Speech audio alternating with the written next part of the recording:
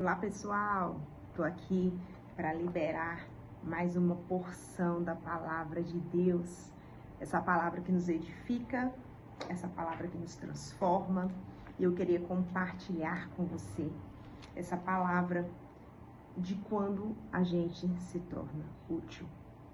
Em que momento nós nos tornamos útil? Eu já convido você a seguir o canal, a compartilhar com alguém e a receber da parte do Senhor nesse momento.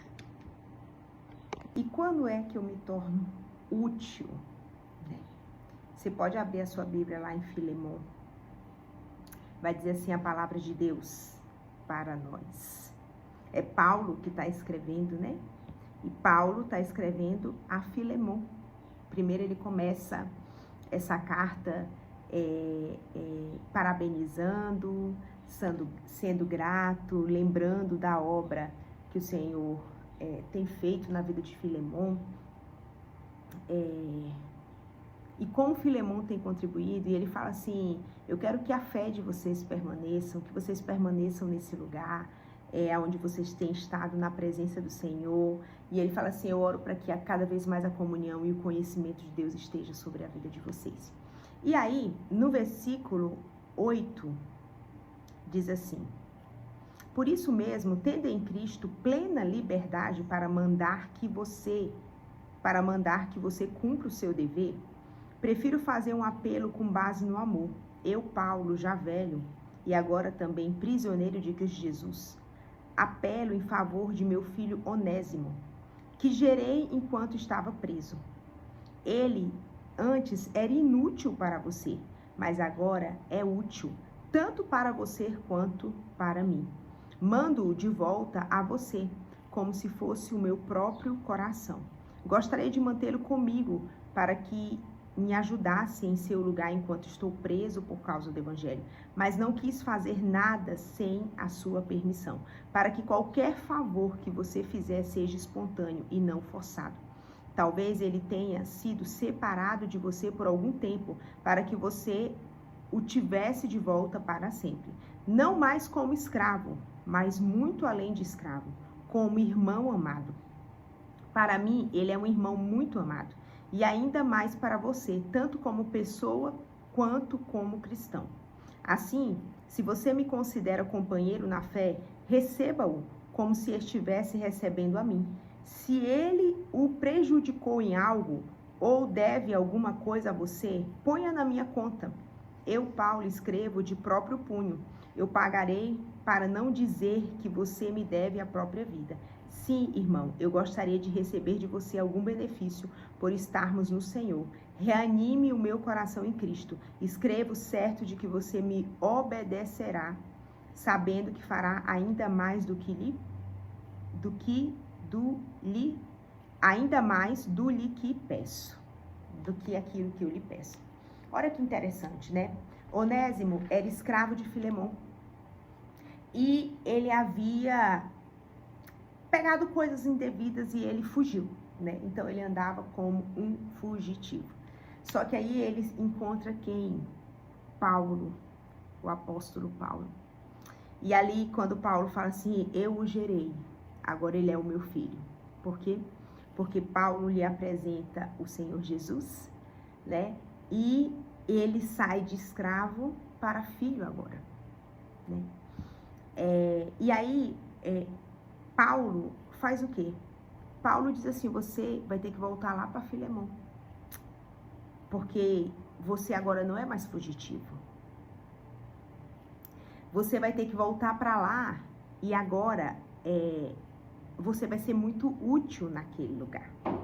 Mas presta atenção, antes Onésimo, ele era escravo e ele tinha muitas funções ali em Filemon, né? Como é que ele não era útil? E o que a gente vê aqui na palavra de Deus, né? Quando Paulo fala assim, agora ele vai ser muito útil. E Paulo convida, Paulo trata tanto Onésimo como Filemon. Paulo lembra Filemon que Filemon era salvo porque Paulo foi o suporte, a ponte de salvação, né? E o que Paulo está gerando aqui, e é tão lindo e tão poderoso esse texto, porque Paulo está gerando algo na vida de Filemão. Paulo fala assim, eu escrevo essa carta pelo amor, pela misericórdia. Ou seja, conduzindo Filemão a ter amor, a ter misericórdia. Olha, Filemão, antes você tinha um escravo. E ele não era útil, né? Mesmo fazendo muitas coisas, por não ter uma identidade celestial, por não ter se tornado filho ainda, ele não era útil. Por quê? Porque a gente não tem como a gente carregar a função sem cumprir o propósito, o objetivo. Não tem como carregar uma função celestial antes de se tornar filho, né? Então, a palavra onésimo quer dizer utilidade. Então, ele não era útil enquanto ele estava fora da sua identidade. E Paulo fala assim, mas agora ele assumiu a sua identidade, agora ele se reconciliou com Cristo. Agora ele é um em Cristo Jesus, igual eu e você. Agora ele é transformado, né? Ele não pode mais... um filho não anda como um fugitivo, porque o fugitivo é escravo. Por isso ele vai voltar e você vai receber ele, porque agora ele é útil, agora ele vai conseguir viver o plano do Senhor para a vida dele. Porque agora ele é filho, porque agora ele entendeu, né? E Paulo não dá uma ordem, mas Paulo fala assim, mas eu espero, né, que assim como você foi salvo, assim como você me honra, assim como você me reverencia, você reverencia agora Onésimo, que tá agora também estar no Senhor, né? Então, o que a gente vê aqui? Em que momento que a gente se torna eficaz, que a gente se torna útil? Quando a gente adquire a identidade do Senhor. A identidade do Senhor traz sobre a gente esse espírito de reconciliação. E aí a gente já não anda mais como escravo, agora a gente anda como filho. A gente já não anda mais fugindo, mas agora a gente encara. Essa palavra ela é tão poderosa porque ela trata Filemão e ela trata Onésimo. Onésimo, você aceitou Jesus? Você não pode mais andar como fugitivo. Você não pode mais deixar de encarar as afrontas que precisam ser encaradas. Quantas pessoas se tornaram filhos, mas quer continuar vivendo como escravo? Foge da afronta, foge da conversa, foge da exortação. Filho não foge da exortação. Filho não foge da afronta. Só quem foge de tudo isso é o escravo, porque ele anda como fugitivo. E Paulo está dizendo assim, agora você já não é mais escravo. Você já não pode, filho não anda fugitivo. Filho encara o que tem que encarar. E ele permanece firme, porque ele está em Cristo Jesus, né? Você não pode viver como fugitivo, porque você não é mais escravo, agora você se tornou filho.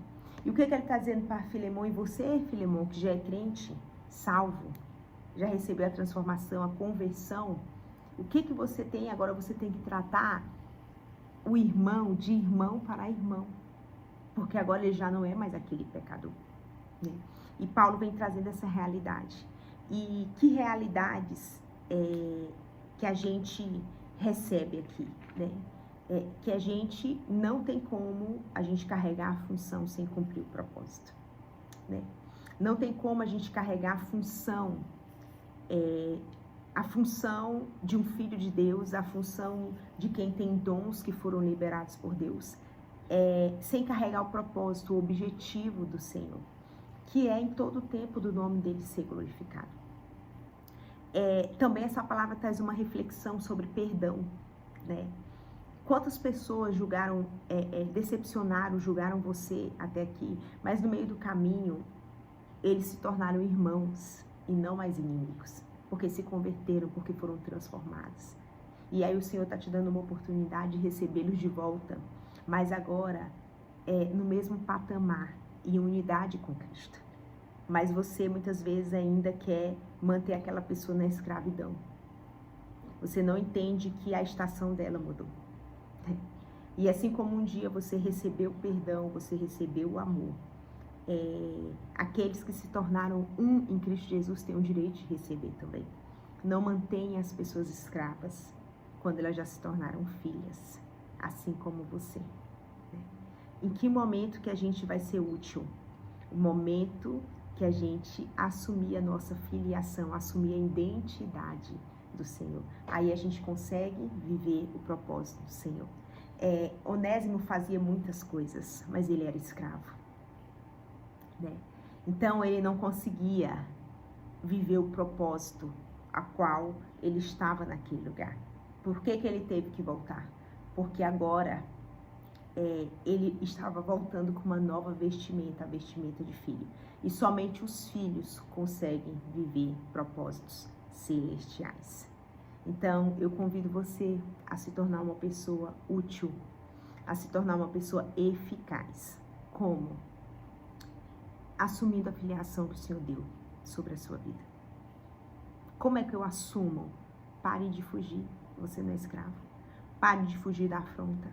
Pare de fugir das transformações que você tem que viver. Pare de fugir da cura que o Senhor tem para a tua alma. Encara o que você tem que encarar. Porque o dia é hoje.